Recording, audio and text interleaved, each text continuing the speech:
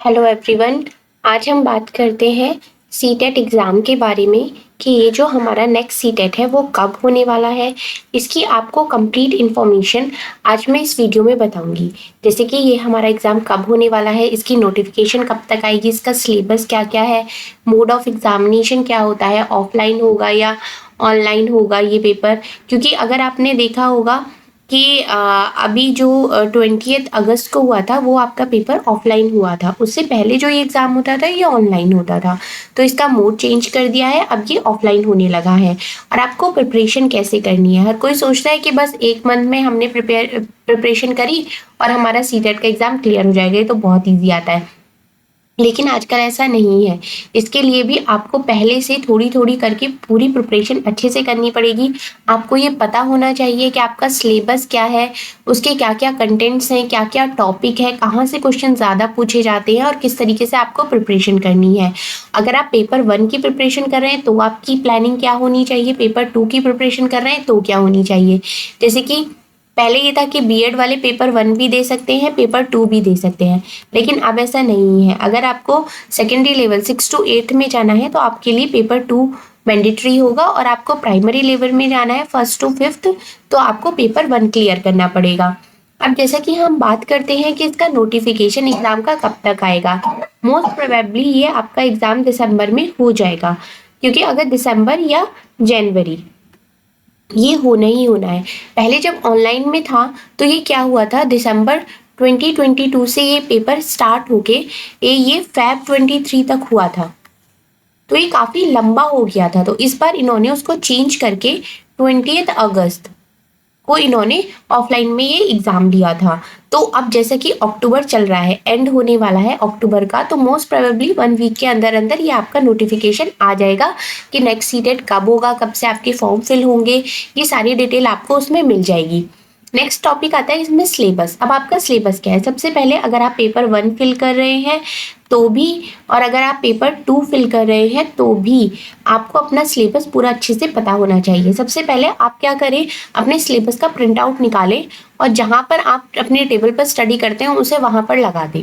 तो daily daily जब आप सिलेबस को देखेंगे तो आपको याद रहेगा, हाँ ये वाला टॉपिक मेरा प्रिपेयर हो गया है, अभी मैं सीडीपी कर रहा हूँ, या अभी मुझे पेपर 2 का साइंस पढ़ना है, मैथ्स पढ़ना है, या एसएसटी प्रिपेयर करना है, लैंग्वेज करनी है, इंग्लिश लैंग्वेज, हिंदी लैंग्वेज। तो ये सारा आपको ध्यान में रहेगा। और आपको प्लानिंग करनी है कि 1 वीक मुझे ये करना है, फिर उसके पीवाईक्यूज लगाने हैं, इस तरीके से। अब मोड ऑफ एग्जामिनेशन आपको पता ही चल गया कि ऑफलाइन होगा। अब आपको प्रिपरेशन कैसे करनी है, अब आपको अपना बेस रखना है एनसीईआरटी। एनसीईआरटी में से ही सारे क्वेश्चंस पूछे जाते हैं। जैसे कि अभी रिसेंटली एग्जाम हुआ था 20 अगस्त को, उसमें मैंने जो पेपर देखा था, सेकंड पेपर था एसएसटी का, उसमें से लोकतंत्र से क्वेश्चन पूछा गया था। लोकतंत्र से क्वेश्चन अगर आप देखा जाए तो क्लास 6 की पॉलिटी के चैप्टर में से वो क्वेश्चन आया था, क्लास 6 की पॉलिटी में से। और एक उसमें था साप्ताहिक बाजार का, अगर आपने एग्जाम दिया होगा तो आपको पता होगा साप्ताहिक बाजार, शहरी बाजार, ये भी क्लास 6 की पॉलिटी में से ही ये क्वेश्चन आया था। तो आपको अब समझ में आया होगा कि ये एनसीईआरटी की बुक पढ़ना कितना इम्पोर्टेंट है। अब एक चीज़ और आ जाती है कि आप एनसीईआरटी की बुक को स्टडी कैसे करेंगे। एक तो ये होता है कि आप पूरे पूरे चैप्टर्स पढ़ें। दूसरा एक तरीका और है कि जितने भी आप पीवाईक्यूज अपने लगा रहे हैं उनमें से टॉपिक्स को नोट करते रहिए कि क्या क्या टॉपिक आ रहे हैं, उन टॉपिक को आप स्टडी कर सकते हैं। जैसे कि अभी मैं अपनी इस पे सीटेट की क्लासेस स्टार्ट करने वाली हूँ, तो उसमें मैं आपको इस तरीके से कराऊंगी कि जो जो क्वेश्चंस आए हुए हैं वो किस किस टॉपिक से रिलेटेड आए हैं। जैसे कि साप्ताहिक बाजार से रिलेटेड हो गया, लोकतांत्रिक सरकार से रिलेटेड टॉपिक हो गया। तो ये सारे टॉपिक वाइज मैं कवर कराऊंगी, और उससे रिलेटेड जो जो क्वेश्चंस पीवाईक्यू में आए हुए हैं वो क्वेश्चंस भी हम साथ के साथ ही डिस्कस करते हुए चलेंगे। तो उससे क्या होगा कि आपका जो टॉपिक है वो भी, और जो उससे रिलेटेड पीवाईक्यूज है वो भी आपके बिल्कुल क्लियर हो जाएंगे कि किस तरीके से वो एग्जाम आया है और कैसे आपको आगे की प्रिपरेशन करनी है। ये आपको अच्छे से समझ में आ गया होगा। तो अगर आप अभी से अपनी तैयारी शुरू करते हैं तो आपके पास सिर्फ नवंबर का 1 मंथ है, और उसमें भी दिवाली ब्रेक हो जाएगा, दिवाली आ जाएगा, और अभी दशहरा आ जाता है। तो ये फेस्टिवल सीजन आ गया है, तो वैसे भी शायद आप अपनी प्रिपरेशन उतना प्रॉपर वे से नहीं कर सकते। तो उसके बाद आकर आपको देखा जाए तो सिर्फ 1 मंथ है आपके लिए।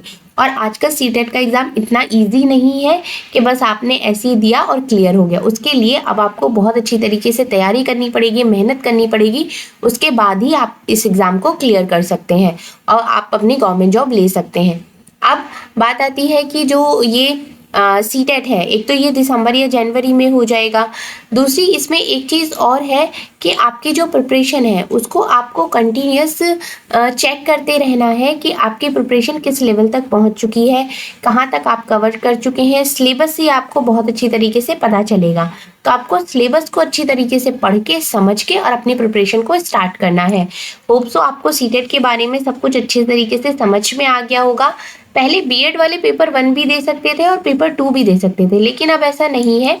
अगर आपने बीटीसी किया हुआ है तो आप पेपर 1 दे सकते हैं, आपने बीएड किया हुआ है तो आप पेपर 2 दे सकते हैं। नोटिफिकेशन भी आपका बहुत जल्दी ही आपको देखने को मिलेगा। तो होप सो आपको सारी इन्फॉर्मेशन इसमें अच्छे से समझ में आ गई होगी और बहुत जल्दी हम अपनी सीटेट की क्लासेस शुरू करने वाले हैं। एनसीईआरटी की भी और सीडीपी की भी क्लासेस में स्टार्ट करूंगी और लैंग्वेज की भी, लैंग्वेज 1 एंड लैंग्वेज 2। और उससे क्या होगा, जितने भी आपके टॉपिक्स हैं, डाउट्स हैं, वो सब भी आप हैंड टू हैंड क्लियर कर सकते हैं। चलिए, होप सो आपको पूरी इन्फॉर्मेशन अच्छे से समझ में आई होगी सीटेट से रिलेटेड। और अगर वीडियो अच्छी लगी है तो लाइक करिए और चैनल को सब्सक्राइब भी करिए। Thank you.